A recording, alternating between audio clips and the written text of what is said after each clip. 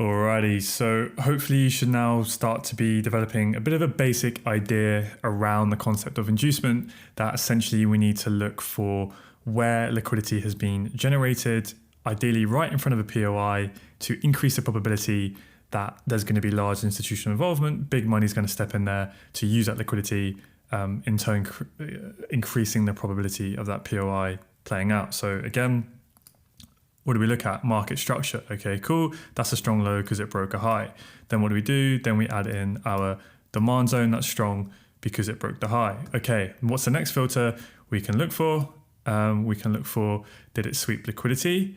As we've got a break of structure, right? If we sweep below like that, okay, perhaps that's even stronger sign now that this was a demand zone created by institutional involvement. It's backed by big money because they use the liquidity in the past below that low to make that movement there. Okay, so that's the sweep zone. And then the next thing we're looking at is, do we either get liquidity built in the leg or built to the right? Okay, so we would see, let's say we get another sweep zone, right? It sweeps liquidity below that low. Maybe there's a little bit of a pullback here, bit of a reaction from that supply there, right? And then price goes up.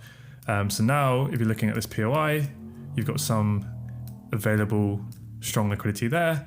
And then if price pulls back, perhaps, we'll get some nice equals or maybe a low that breaks a high, right? And then again, you've got loads of liquidity building below that low, coming into our demand zone, and then we go, okay? So that's the general idea. Now let's kind of try and make this as systematic as possible and start to build our frameworks.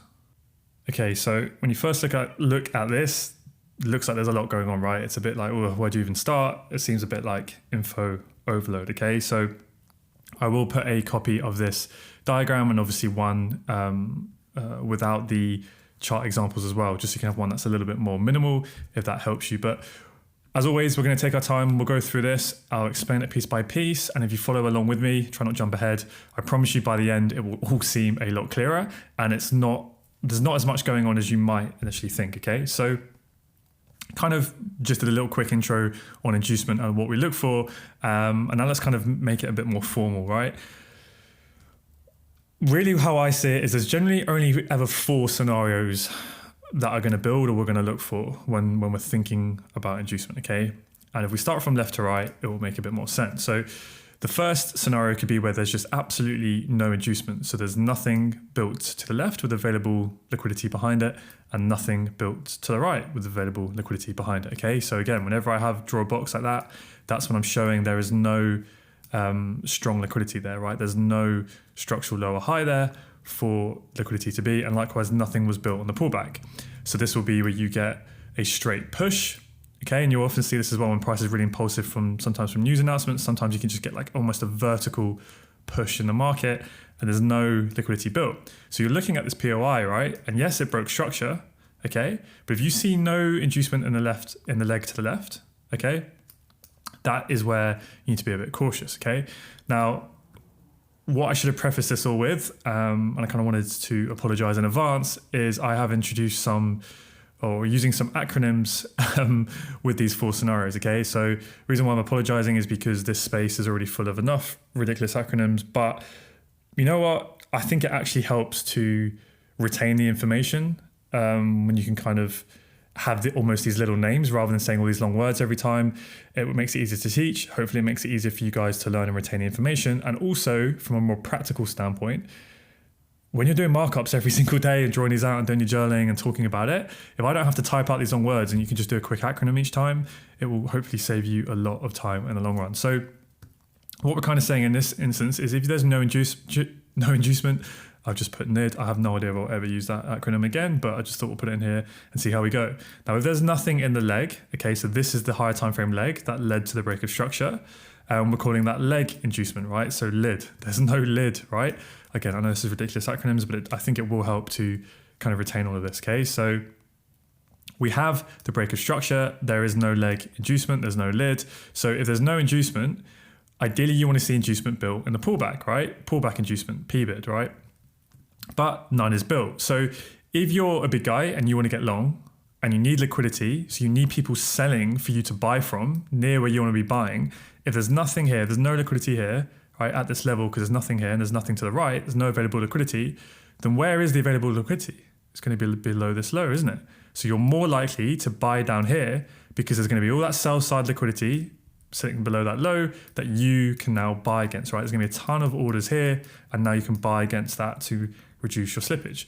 So more often than not, when you see nothing here and nothing here, the low is what's going to get swept, and then we can potentially look to play a sweep play here. Now, whether that's just a quick move, where we look to get long for a quick move like that, because price could then obviously be switching bearish, or whether it's a grab of liquidity to then fuel higher, we never know for sure, but that will come with using all of our other analysis, okay, multi-time frame analysis, where we are in structure, have we mitigated something here, right? We'll get into that as we get a bit more complicated. But for now, I just want you to think the general rule is there's nothing here to the left, nothing here to the right. So then where is the liquidity?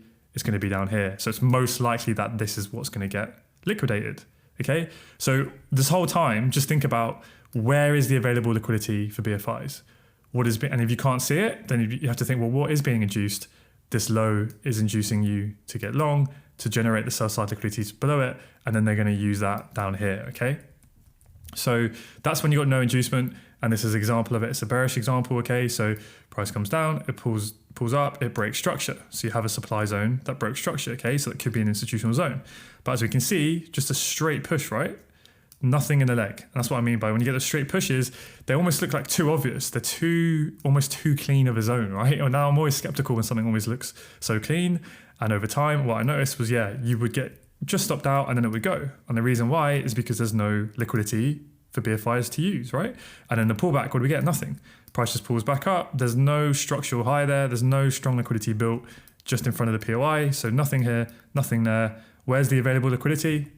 It's the highs here, right? So what does price do? Taps into that the buy side liquidity, and then it's most likely big money then stepped in to use that buy side liquidity to sell against.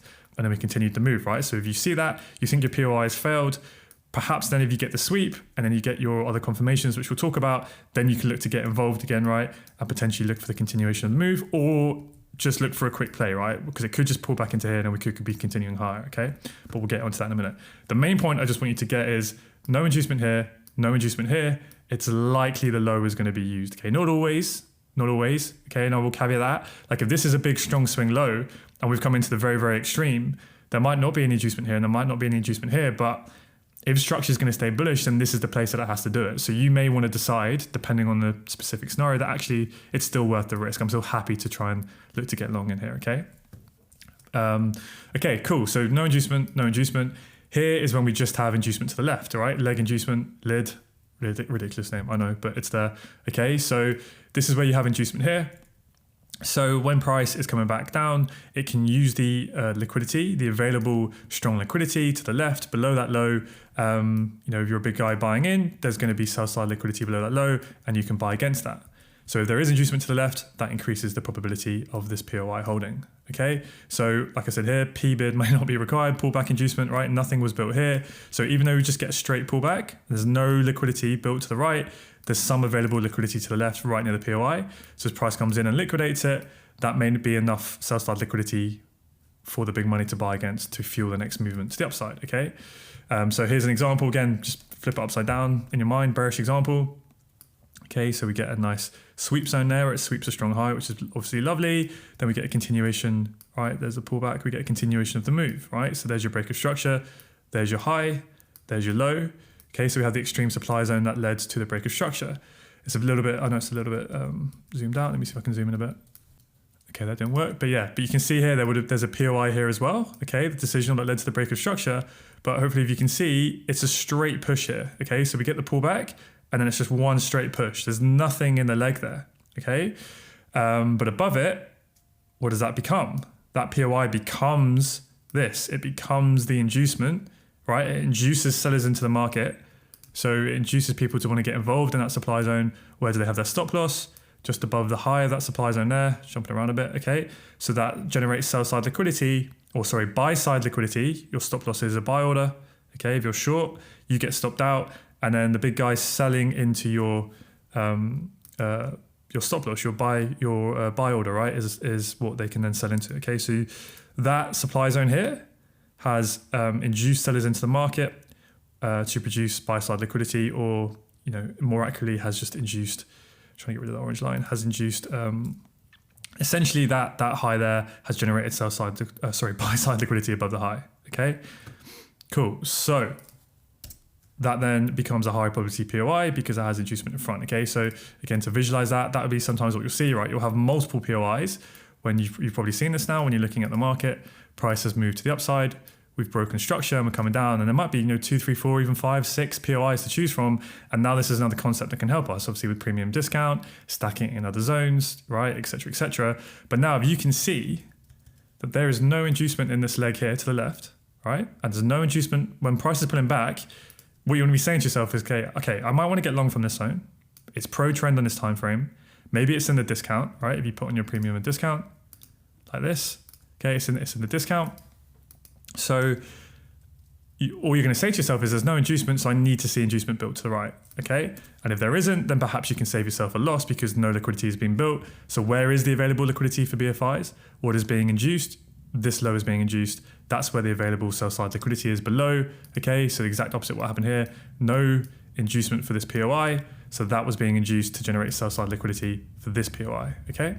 Now again, just want to keep saying this is not a 100% foolproof thing. There will be times where there's no inducement here, no pullback inducement, and it will go, okay? So it's just part of the game. So here, no inducement to the left, no inducement to the right. Here we have it to the left only. Here, there's none, we have it on the right only, right? So there's none on the left, there's no leg inducement, there's only pullback inducement. So similar scenario whereby we come up, straight push, nothing here, no available liquidity. So when you're coming back, at that moment when price is here, where I've circled, you're in scenario 1, no inducement. Okay, you're in the exact same scenarios here. So nothing on the left, nothing on the right. So you're just going to be patient because it's likely that this low is being induced and that's what's going to get swept. So you're being patient. So what do? You wait for pullback inducement to be built. And that's what happens if you're patient, right? So you might even get a mitigation, right? I haven't drawn it here, but sometimes it'll tap into the demand zone. It will break structure and you think, okay, I've had the mitigation. We've chalked it up now, we're bossed up, and you might want to look to get involved. But there's been no inducement built yet. There's been no liquidity taken, right? This is just a weak low. Okay, this low didn't achieve anything. So you want to see a strong liquidation, and then that's when we get a low that achieves something. We'll get into this in a lot more detail in a bit in the next lesson. But essentially that generates that liquidity now, that strong liquidity below that low. So now you've got it. Now you've got the pullback inducement. Okay, so now you be patient, wait for that low to get liquidated. Now you've got the liquidity generated. Now the big guys get involved. And that's when we try and get involved as well. Okay. And then lastly, as you probably guessed and seen, this is when we have it on the left and the right. Okay. So if I could probably simplify everything when it comes to inducement, first example is when there's none on the left, none on the right. So this is probably going to go. Here, if it's built on the left, then you've got a decent chance that will be enough. Here, if there's none on the left, but there is on the right, again, you've got another decent chance that might be enough because at least some liquidity has been generated. And here, if you have both, that's in theory always going to be the highest probability. Okay, if you have inducement to the left, if you have leg inducement, and you have pullback inducement, happy days. Okay, so kind of give you a little cheat sheet here. Again, this is not like scientific. This is just a rough indication of the probabilities. Okay, if you have both leg inducement and pullback inducement, so this example, in theory, that should be high probability. If you have one but not the other, so these two examples, you either have it on the left but not on the right, or you have it on the right but not on the left, then it's pretty decent. Okay, it's okay. Maybe you want to get involved. You have to consider other confluence, and then this is always going to be the worst in terms of this POI holding, right? Because you have nothing. So that's why I just say wait for more. Either wait for the low to get taken, right? And then if you want to, if it's in your plan, you can play the sweep, okay? And whether it's just a short move or if it's a continuation, that would depend on the scenario, okay? Or you're simply, again, waiting like we were here, because at this point, remember there was no inducement in the pullback, so you just wait for that pullback inducement to be built. Okay, now I can get involved, okay? And that's pretty much it, to be honest with you. This again, it will seem like a lot, but it will come in time, because what you'll do is you'll do all your analysis, whatever, and you'll be looking for your POI, and it just becomes a question of, is there any available liquidity? Has anything been built yet? And you'll basically look to the left and you'll go, nope, okay, so and then you say, okay, I need something to be built here. And if there isn't, then you just sit on your hands and you wait. Okay, now when you get to this POI, is there any available liquidity? Yes, there's some here. Okay, cool, maybe I can get involved, right? And then you can get involved, or for some of you, you might always want to wait for both. Okay, so you're literally just, when prices come into your POI, you're just asking that question, where is the available liquidity? And if you can't see it, then it's probably likely that you're about to be induced, okay? That's the phrase that people say, if you can't see the liquidity, you are the liquidity, right? And that's kind of generally where this comes from, okay? So Again, some silly acronyms up here, but hopefully it kind of helps to speed things up going forward. But SLQ, strong liquidity, basically my way of saying when you've got liquidity behind a strong piece of structure, right? We want it to be significant. This, I wouldn't say is strong liquidity below that low because that low has not achieved anything, right? But when this achieves something, it breaks it, now you have strong liquidity below that low, okay? So available liquidity behind strong structure, or if you get like very obvious and clear equal lows like that, equal lows are highs, okay? So available liquidity for institutions to use to enter the market, okay? Lid, I know I'm rolling my eyes myself at this, but sorry. Leg inducement, okay? So this basically just means inducement to the left. You might even want to call it left inducement if that helps you to think about it, right? And you want to see, again, that strong low builds that available liquidity to the left, right? Leg inducement. So it generates available strong liquidity built on the leg to the left. This is a key point as well that I forgot to mention. It must be on the same time frame as the POI you were looking at, okay? So let's say you're more of a swing trader and let's say you use M15 entries, you're going to be trading 4-hour ideas, okay? So 4-hour time frame is going to be your main time frame, right? So if you're looking at these 4-hour POIs, what you're going to be doing is you're going to need to see 4-hour inducement to the left, okay? So for a 4-hour POI to have inducement, it needs to have a 4-hour strong liquidity in front of it, right? That's a 4-hour low, so this 4-hour POI has 4-hour leg inducement, okay? It has to be, the leg inducement specifically has to be on the same time frame you're looking at. Now, if it doesn't have leg inducement, so we're here, and obviously you can wait for the pullback inducement, this can be built on your lower time frame, your execution time frame. Okay, so again, if you're a swing trader, you'll be looking at the 4-hour chart as your main time frame. There's no 4-hour inducement here. There's no 4-hour leg inducement because there's no structural low there. Okay, so what you do, you need to wait for it to be built here. Okay, and this is where you can look on the M15, your execution time frame, and you can wait for the pullback inducement to be built on your execution time frame. Okay, if it's built on the 4-hour chart, then even better, right? Because it's going to be even more significant. Okay, so again, leg inducement must be on the same time frame.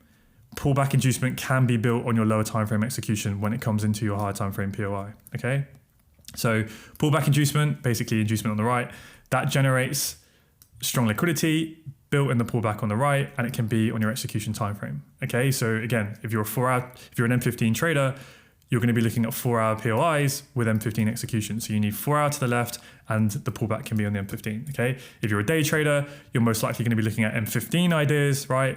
So you need M15 inducement, and then this can be like on the M1 or the M5 when you're using your lower time frame execution. Okay, again, we'll get into the entry models in a lot more detail in the next lesson, but I kind of wanted to just give you the sort of more general overview. Okay, so watch this as many times as you need. It can feel like a lot to take in. You feel like you have to think of all these scenarios, and I get it. But honestly, it will literally come down to when you're in the market and you'll be looking at a POI and you go, right, am I just going to get involved with my entry model when we get here? Or you just go, well, hang on, is there inducement to the left? No. Okay, I'm going to be patient and wait for it to be built to the right. If you're down here, is there inducement to the left? Yes. Okay, well then perhaps I can get involved without waiting for pullback inducement. And that'll be it. You're just asking, is there available liquidity? Okay. And generally there can only be these 4 scenarios. Maybe there's another one, I can't think of it, but no inducement left or right, on the left, not the right, not on the left, on the right, both, okay? So yeah, and there's some examples actually, I didn't go down here, I'll just end on that. So this is an example, right, where you have no inducement in the leg. It's a bit hard to see, I know it's a little bit zoomed out, but essentially there's no structural low there, right? No low like that, it's just one straight push. So when we come back, what do you have? You have no inducement. So what do you want to wait for? You want to wait for pullback inducement to be built. So here we've got some nice, clear, obvious equals, right? Like see like big moves away. Clear like double bottom there. What's also better is it broke that internal high there as well. Okay, so you get that strong low. Now you've got your pullback inducement. Now you can look to get involved. Okay, here we have both sides. So here, just a little bit of a pullback, nice and near the POI. What's even better is you get kind of like relatively equal lows there. But what do we also get? We get lows that are breaking highs, right? Breaking those internal highs, inducing more sell side liquidity into the market, right? Whether you're buying, you've got a stop loss there, or whether you want to sell the breakout of those lows, right? It's inducing traders into the market to generate sell side liquidity. So now we have it. We have leg inducement, we have pullback inducement, right? Left and right. So now it's a high probability POI, purely thinking about inducement, okay? Obviously you need to use all of your other concepts and everything. You're not just going to go, okay, there's inducement, this has to be a POI. Like you need to be thinking about everything. This is just another tool now, another layer we're bringing in, okay, into your analysis.